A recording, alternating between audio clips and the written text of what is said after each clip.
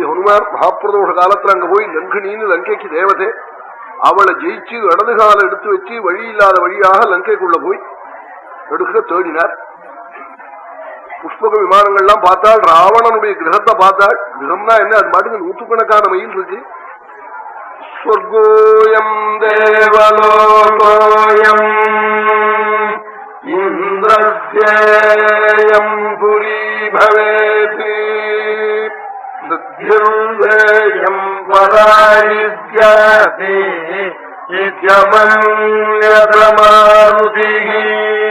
யாஹி வைஷ்ணவனேன லக்ஷ்மீः யாச்சேந்திரஹரிவாணே சாராவணகிரே சர்வா நித்யமேவாரபாலினி யாகராஜ்யः குபேரஸ்ய யமஸ்ய வருணஸ்ய வா தாரிஷீதத்விஜிஷ்டா வா விருத்ரீரட்சோ கிருஹேஷ்விஹ.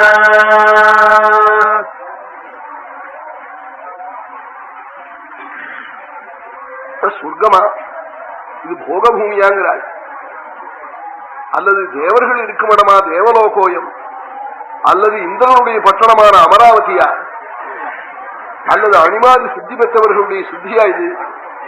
குபேரனுடைய ஐஸ்வர்யம், யமனுடைய ஐஸ்வர்யம், வருணனுடைய ஐஸ்வர்யம், இந்திரனுடைய ஐஸ்வர்யம் எல்லாம் சிறந்து ஒரு இடத்துல இருக்கு.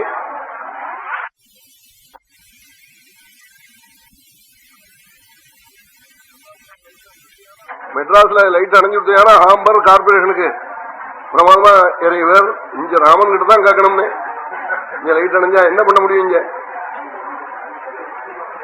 சாராவண கிரகே